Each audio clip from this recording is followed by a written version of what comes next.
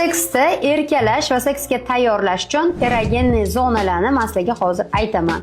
Bu nima uchun kerak? 90% ayollar orgazm his qilmaydi, chunki erkaklar ayollarga erkalash kerakligini va erkalash uchun qayerga e'tiborni qaratish kerakligini bilishmaydi.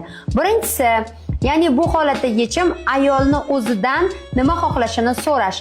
Chunki siz uni aniqlay olmasangiz, eng oson yo'li ayolni o'zidan so'rash bo'ladi.